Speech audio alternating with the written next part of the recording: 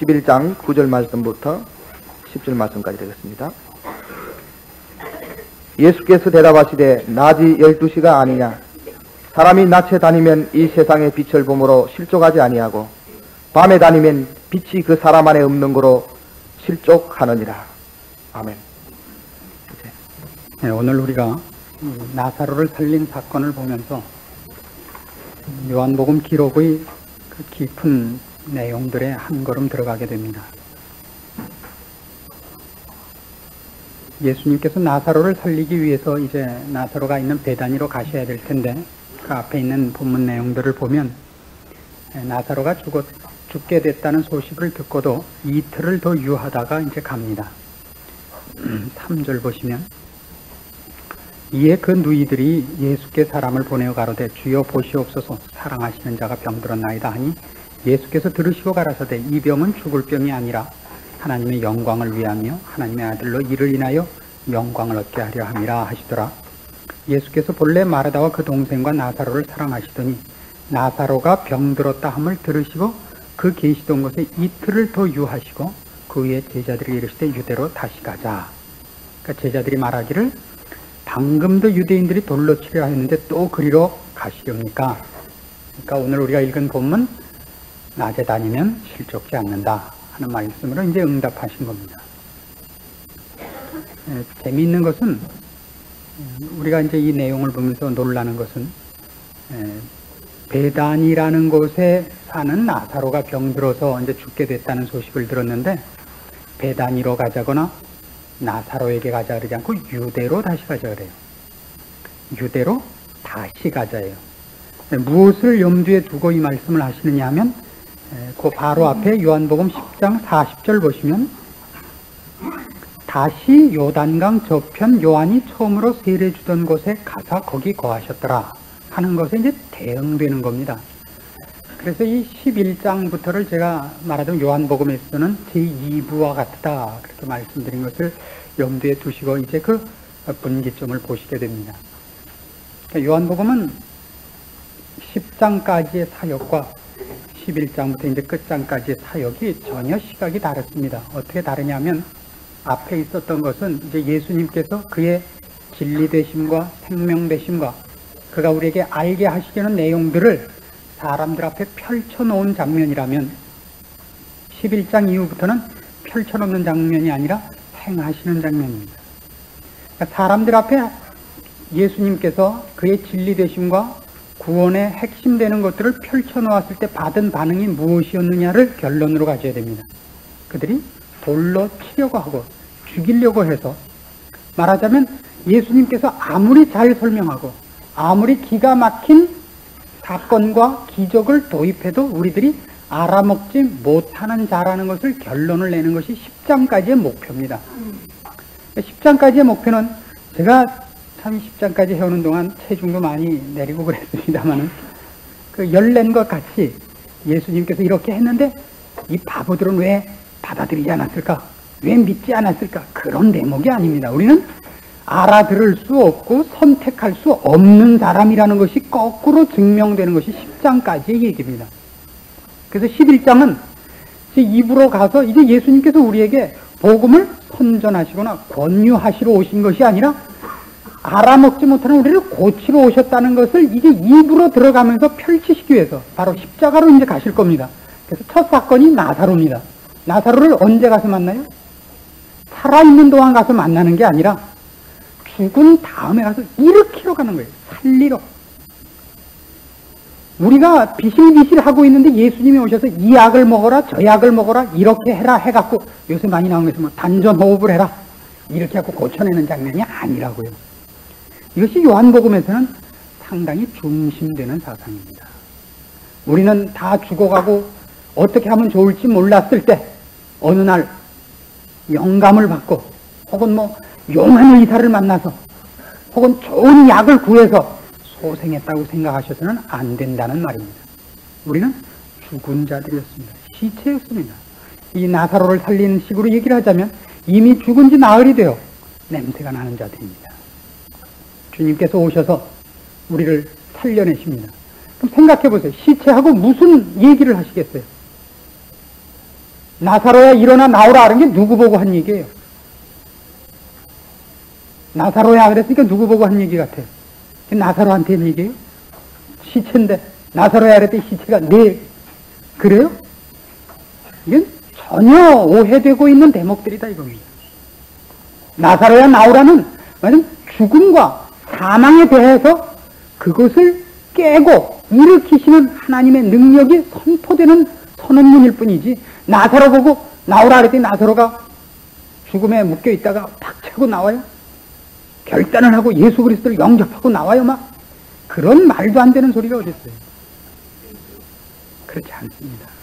이것을 우리가 놓치고 있기 때문에 기독교의 가장 핵심이 되는 내용들, 그 복음이 갖는 은혜들을 그토록 놓치는 겁니다. 여러분 모두가 이 자리에 나와 앉아 있는 것은 여러분들이 주의 음성을 듣고 나온 것이 아닙니다.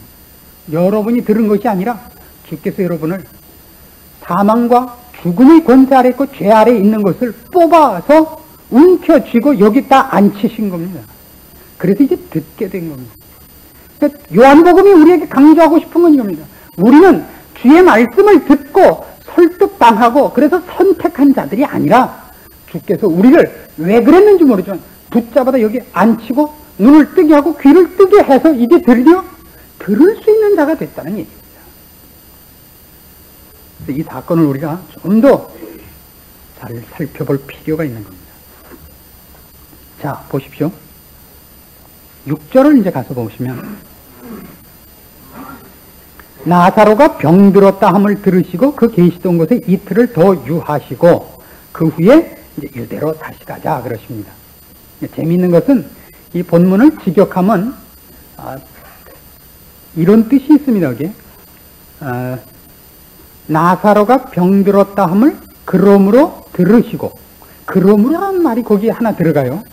그러니까 훨씬 우리가 이해하기 좋게 하자면 그러므로 나사로가 병들었다 함을 들으시고 그 계시던 곳에 일부러 이틀을 더 유하시고, 이런 뜻이 있습니다. 본문 자체를 보면 말이죠. 우리말엔 그 조금 빠졌는데 그 말이 좀 우습지 않습니까? 나사로가 병들었다는 얘기를 들으시자 일부러라고는 돼 있지 않습니다. 그러나 이제 그 일부러라고 번역하는 것이 훨씬 지금 이해하기가 좋아서 그래요. 우리는 아예 빠졌습니다. 그 대목은. 일부러 이틀을 더 유하시고 유다로 다시 가십니다. 제가 요한복음을 설명하면서 늘 이런 말씀을 드립니다. 요한복음에 나타난 예수 그리스도의 행적과 예수 그리스도의 권면과 예수 그리스도의 진리에 대한 설명들은 선택을 요구하는 것이 아니다. 그런 말씀을 많이 드렸습니다. 권고가 아니다. 그걸 꺼내놔도 우리가 알아먹지 못한다. 그러면 뭐 거기까지 납득을 하신다 할지라도 이런 질문이 생깁니다. 그럼 뭐 때문에 하시는가? 뭐 때문에 이런 걸 기록하시는가? 성경은 언제나 불신자를 위한 것이 아니라 신자를 위한 것입니다. 우리가 경험한 것이 무엇인가? 내가 알고 있는 것이 무엇인가를 이해하기 위해서 성경은 기록되어 있습니다. 그리고 내가 경험한 것을 성경을 통해서 설명하고 정리해서 약속된 것을 이제 취득해 하기 위해서입니다. 성경의 말씀들을 읽으면서 여러분들이 분명하게 아셔야 되는 것은 여러분들이 선택할 문제가 아니라 이미 갖고 있는데 부여받았음에도 불구하고 확인하지 못한 것들을 정리하셔야 됩니다. 그리고 그 정리를 근거로 해서 그 다음 권면을 들을 줄 알아야 됩니다. 신자가 되었기 때문에 주신 말씀들입니다. 불신자에게 주는 말씀이 아닙니다. 자, 이 말씀들을 다시 한번 우리가 생각해 보실 필요가 있습니다. 왜 예수님께서는 나사로가 병들었다는 말씀을 듣자 일부러 시간을 지체하셨을까? 나중에 21절을 가보시면, 그 밑에 21절을 보시면 바로 이 늦은 사건 때문에 마르다가 뭐라고 그럽니다. 21절, 마르다가 예수께 여짜오되 주께서 여기 계셨다면 내 오라비가 죽지 아니하였겠나이다. 그런데 지난주는 우리가 추수감사절 하느라고 시간이 바빠서 이제 요한복음을 못했죠. 그 전주 생각나십니까? 하나님의 영광. 하나님의 영광이 무엇이냐 하는 부분에서 우리가 이런 얘기들을 나눴습니다. 하나님의 영광이란 하나님의 실력과 수준에 관한 얘기라 그랬습니다. 이 나사로 사건을 놓고 처음부터 이렇게 예수님이 선언을 하셨습니다. 병들었다는 얘기를 듣자 예수님께서 4절에 보시면 예수께서 들으시고 가라사대 이 병은 죽을 병이 아니라 하나님의 영광을 위하며 하나님의 아들로 이를 인하여 영광을 얻게 하려 함이라. 하나님의 영광이라 그랬습니다. 하나님의 영광이라는 건 하나님의 수준이고 하나님의 지혜고 하나님의 능력이고 그렇습니다. 하나님께서 하나님의 영광을 드러내시는 것 중에 가장 큰 일이 뭐냐면 그가 섭리하시는 일 속에서입니다. 뭐 당연하죠. 그의 섭리 속에서 가장 중심되는 내용이 대상이 누구냐 그러면 인간입니다. 하나님께서 우리를 만드시고 우리를 그가 만드시고 최초에 계획하셨던 자리까지 우리를 항복시키시고 완성시키시고 인도해 내시는 것으로 그의 영광을 드러내실 겁니다. 화가들이 그리는 그림 중에 말하자면 화가들이 그 그림을 그릴 때 제일 어려운 그림이 뭐라고 그러는지 아십니까? 쉬운 것 중에 하나가 풍경화입니다. 풍경화가 쉬워요. 어려운 것이 인물화입니다. 초성화를 그리는 것이 제일 어렵습니다. 얼굴을 그리는 게 얼마나 어려우냐면 이런 예화가 하나 있습니다. 어떤 나라에 폭군이 있었는데 백구입니다. 눈이 하나 없는 왕인데 얼굴은 괜찮게 생기셨어요. 그 화가를 하나 불러다가 자기 얼굴을 그리라 그랬습니다. 그러자 이 사람이 아첨을 떠느라고 두 눈이 다 있게 그렸어요.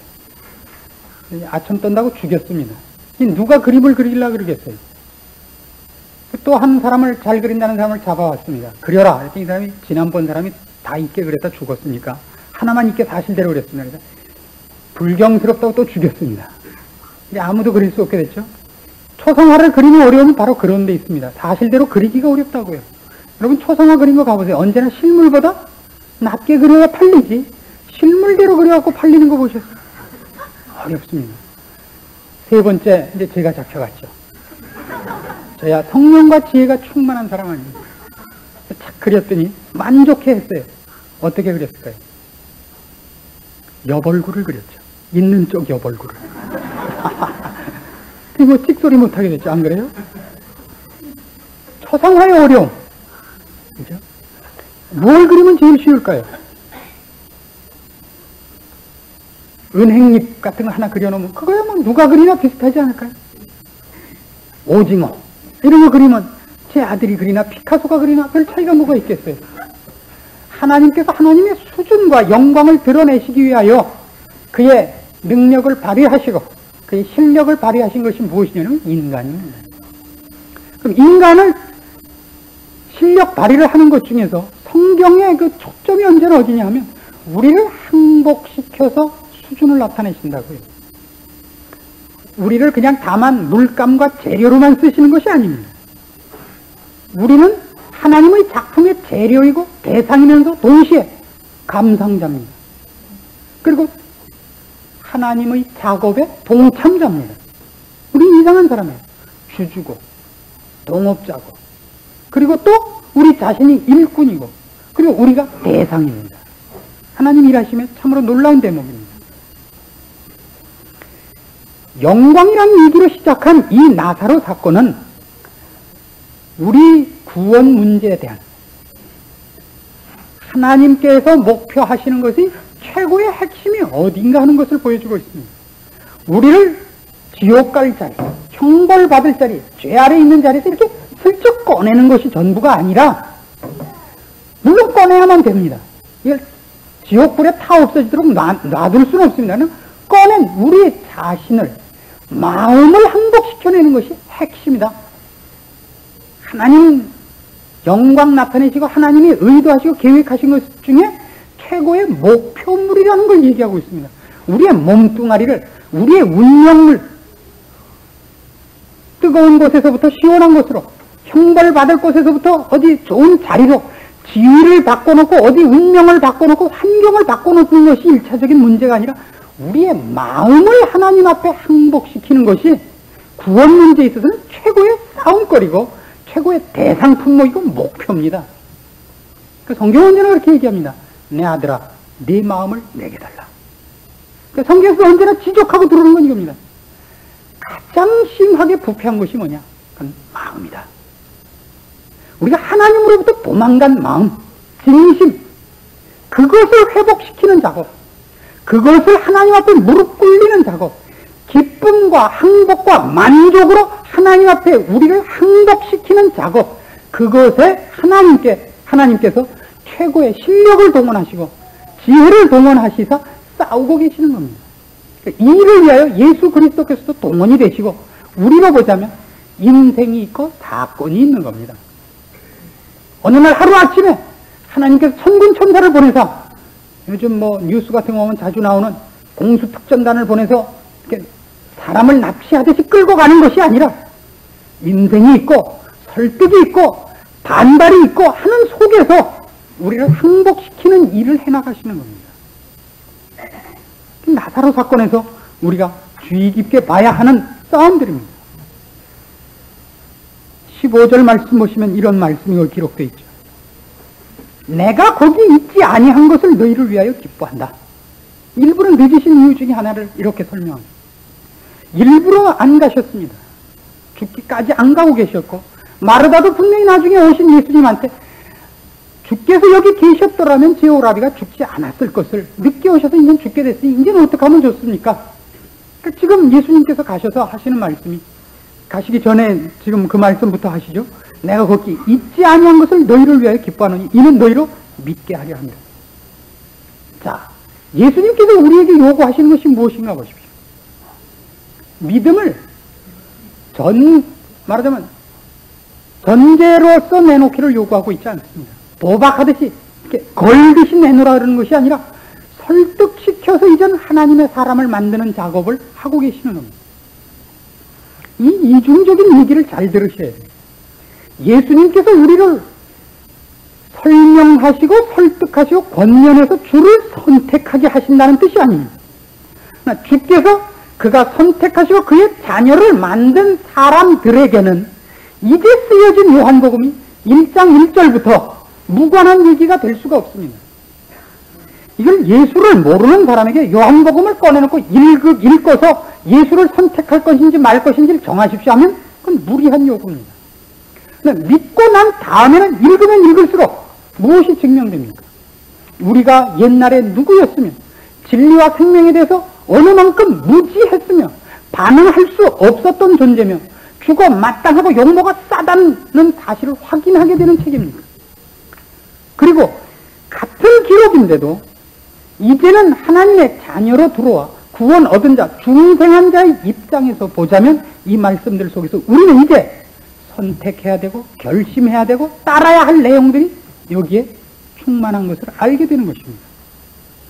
나사로를 살리러 갑니다. 그러니까 사건 자체로는 1차적으로 따지자면 하나님의 말씀과 권면에 반응할 수 없는 자들이기에 예수님께서 친히 오셔서 누워있는 우리를, 수위 다 입고 썩어 문드러져 가고 있는 우리를 일어나라!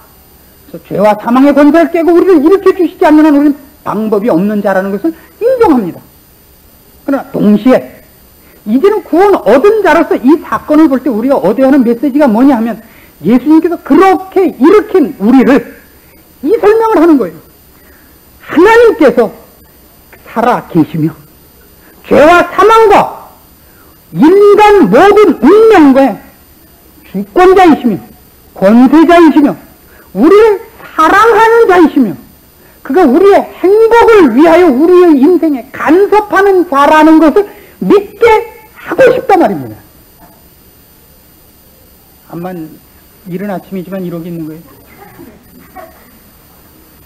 그래도 담임 목사가 아침부터 열을 내면 그만한 상응하는 표정을 짓고 계셔야 될 거 아닙니까? 암만 못 알아들으셔도. 이게 가장 재미있는 핵심인 것입니다. 절대 이렇게 순서를 갖다 놓지 마세요. 상대방이 시체예요. 모르는 자인데 거기다 대놓고 예수 그리스도의 사랑, 하나님의 능력, 하나님께서 너를 위해서 어떤 일을 하셨는가, 이 약속을 따르면 어떻게 나중에 천국에 가고 그렇지 않으면 지옥에 가는가, 위협과 사탕 발림 이렇게 갖다 놔도 우리는 선택할 수 없는 자입니다. 선택을 위하여 성경이 이 말씀을 동원하지 않는단 말입니다. 무엇을 위하여 동원한다고요? 구원한 자 앞에다가 하나님이 누구시며 하나님이 우리에게 어떻게 간섭하셨으며 도대체 우리가 그분에 대하여 어떤 꼴이었고 어떤 대접을 받아 마땅한데도 불구하고 열심과 사랑을 갖고 우리에게 찾아오셨는가를 설명해서 무엇을 하고 싶어 한다고요? 마음을 뺏고 싶어 하신다고요. 이 성경 내용에 있어서는 가장 중요한 핵심입니다. 주께서 우리에게 주를 선택하기를 원하는 것은 문명을 위해서가 아닙니다. 이제는 항복에 관한 싸움입니다. 우리는 운명을 위하여 주를 선택하고 주를 배반하고 할 수는 없습니다. 하나님의 자녀가 되느냐 안 되느냐는 건 우리의 선택에 달린 것이 아니라 그건 하나님의 선택입니다. 우리에게 요구하는 것은 네가 내 자녀가 되었은즉 내가 누군가를 알고 내 앞에 마음을 즐겨 내놓기를 바란다는 싸움을 하고 계시는 겁니다. 나사로를 살리는 사건에 그것이 포함입니다. 너희로 믿게 하려 합니다. 그런데 한 걸음 더 나가서 보면 이 사건에 우리가 조금 더 현실적으로 질문할 것이 생깁니다. 하나님의 일하심에 대하여 우리가 항복스러운 대목이 있는 것과 반하여 항복스럽지 못한 부분이 있다는 것을 인정할 수 있습니다. 당장 우리들한테 그런 현실들이 있습니다.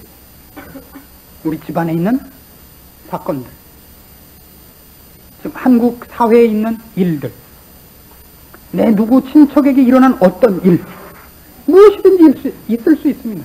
이번에 시험 본 우리 자녀, 문제도 있을 수 있습니다. 하필 그날 설사가 낼 건 뭐예요?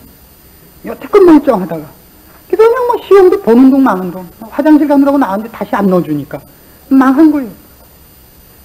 무엇이든지 있을 수 있습니다. 왜 하필 교통사고가 우리 집에 날 필요가 뭐 있어요? 그 많은 차 중에 왜 하필 내 차를 받아요? 옆 차를 받으면 어때서? 여러 가지 얘기가 나올 수 있다고요. 그렇지 않아요? 성경에는 예수 그리스도의 모습 중에 말하자면 구약에 나타난 제사 제도 속에 예수님의 모습들이 이렇게 묘사되어 있습니다. 레위기 2장을 찾아보시면 구약 성경 148페이지 레위기 2장 11절입니다. 2장 11절입니다.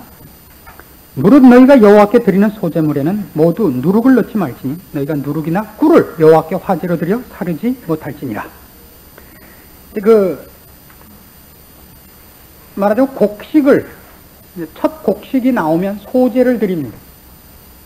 말하자면 이제 농산물 중에 첫 번째 수확물을 가지고 하나님 앞에 가서 제사를 드리는데, 이건 모두가 이제 예수 그리스도께서 우리를 대신하여 하나님 앞에 이제 제물이 되시는, 또 예수 그리스도께서 하시는 사역의 여러 면들을, 제사장적, 대제사장적 사역의 여러 면들을 조금씩 대변하고 있습니다. 이 소제물 중에는 들어가지 않아야 할 게 두 개 있습니다. 하나는 누룩이고 하나는 꿀입니다. 누룩은 보통 이런 걸 상징하고 있습니다. 정력, 그러니까 욕심입니다. 욕심, 탐욕을 이제 대변하는 겁니다. 꿀은 뭘까요? 꿀이 들어가는 건 좀 우습지 않습니까? 꿀은 들어가서 훨씬 더 좋을 것 같은데, 꿀은 인간이 갖는 센티멘탈한 동정심을 얘기합니다. 우리 부모님들이 자녀를 지금부터 한 20년 전까지는 잘 기르셨어요. 왜 잘 기르느냐 하면 먹고 살기들 바쁘셔서 자녀들을 강하게 키울 수밖에 없었어요. 그렇죠? 뭐 어떻게 되는지 상관할 틈이 없었다고. 근데 드디어 먹고 살만해지자 요즘은 애를 둘만 낳기 시작을 했습니다. 요즘 애들은 정말 골치 아파요. 인간이 갖는 사랑이라는 것은 사랑이 아니라 말하자면 무절제하고 지혜가 없는 것이라는 것이 드러나고 말았습니다. 자녀를 잘 키우겠다는 욕심으로 키웠죠. 왜냐하면 요즘 젊은 부부들은, 저는 젊은 쪽에 안 씁니다. 얼굴만 그렇게 생겼지. 젊은 부부들은 대부분 어려웠을 때 컸거든요.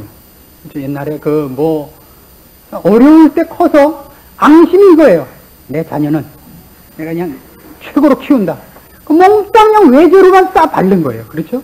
우유부터 뭐 해갖고 전부 외제로 싸 바르고 최고로 해주고, 해달라는 거 다 해주고, 안 때리고. 요즘 애들같이 골치 아픈 게 없어요. 그래서 언제가 더 잘 길렀는지 모르겠어요. 언제가 더 잘 기른 것 같아요. 뭐 커봐야 알겠는데, 제 생각엔 옛날이 더 잘 기른 것 같습니다.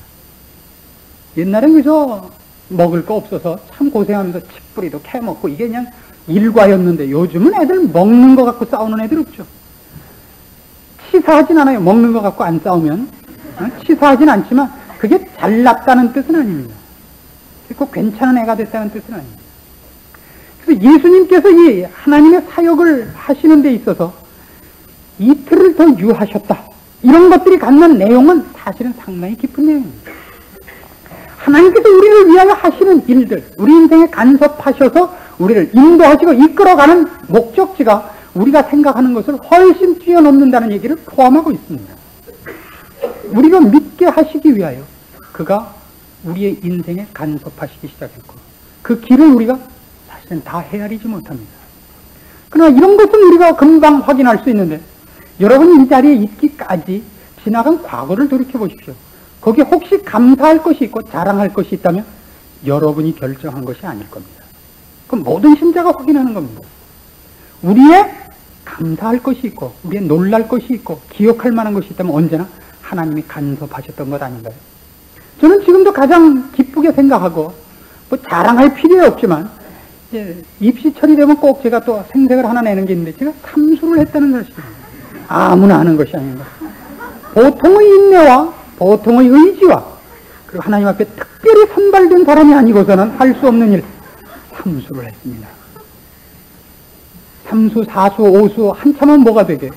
국수가 되는 거죠. 이 국수는 아무나 하는 거 아니죠. 우리나라에서도 국수 해본 사람은 조남철, 김인, 조훈현 이런 정도밖에 없습니다. 국수, 더 지나면 우동, 뭐 이렇게 짜장면 일로 갈지 모르겠습니다. 그때는 불행했다고 생각했습니다.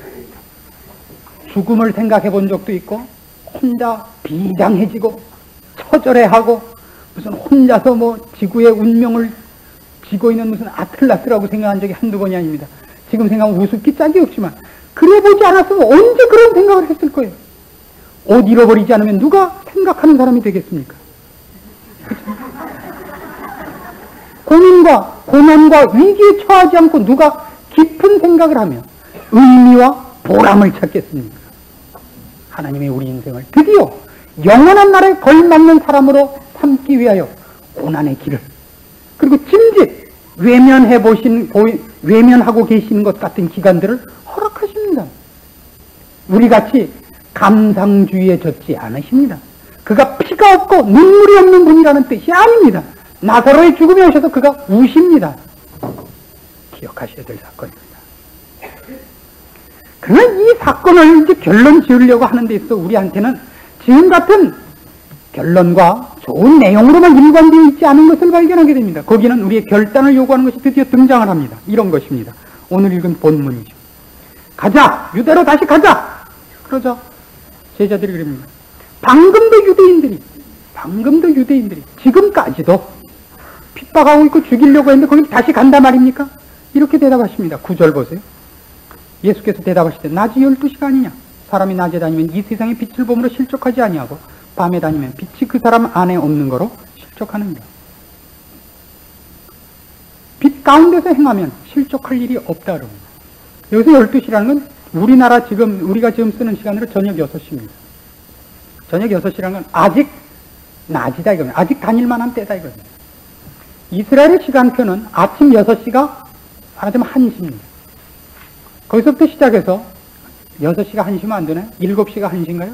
그리고 6시가 12시가 됩니다. 맞죠?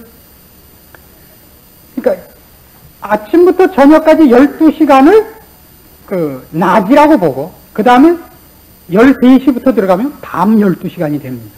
우리는 1시가 새벽부터입니다만 거기서는 아침 동틀 때부터 치는 겁니다. 12시간입니다.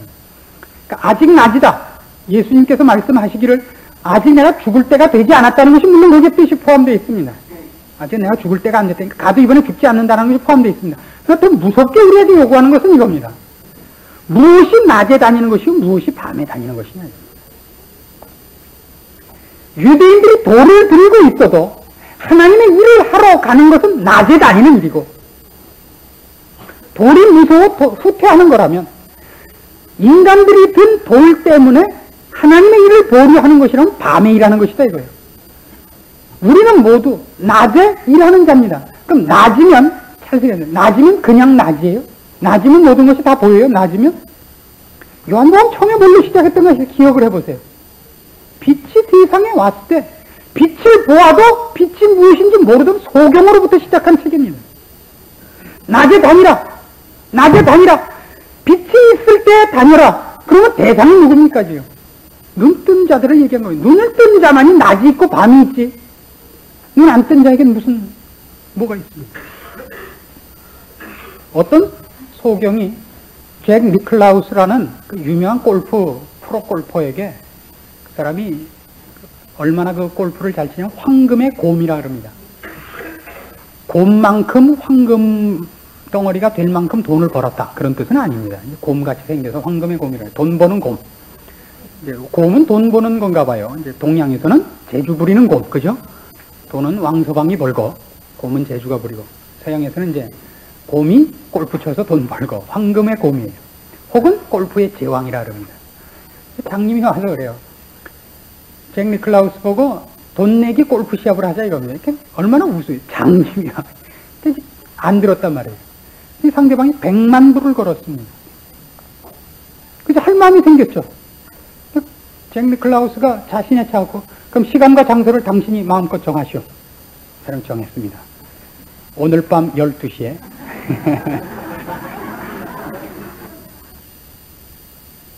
속에서는 답답한 겁니다. 눈을 뜬 자를 향하여 낮에 다니라는 얘기를 합니다. 그럼 이 문제는 선별하라는 뜻을 넘어선 얘기입니다. 자, 낮이 되었습니다. 빛이 비칩니다. 볼 수 있는 자들인 상대방을 향하여 낮에 다녀라. 지금 뭐라는 얘기죠? 넌 네 눈을 뜨고 왜 감고 다니느냐는 얘기입니다.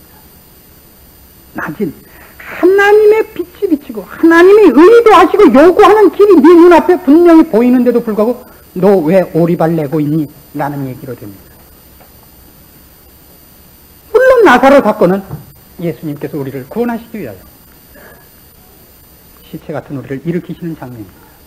그러나 한 걸음만 더 나가보시면 그렇게 해서 구원받은 우리에게 예수님께서 지금 하신 이 일들은 우리에게 하나님이 누구신가? 하나님이 예수 그리스도를 보내어 우리에게 하신 일이 무엇인가에 대한 항복을 요구하고 있고, 그 항복을 기꺼이 할 수밖에 없는 자라면 너 왜 낮에 다니고 있지 않니라는 질문 앞에 서야 합니다.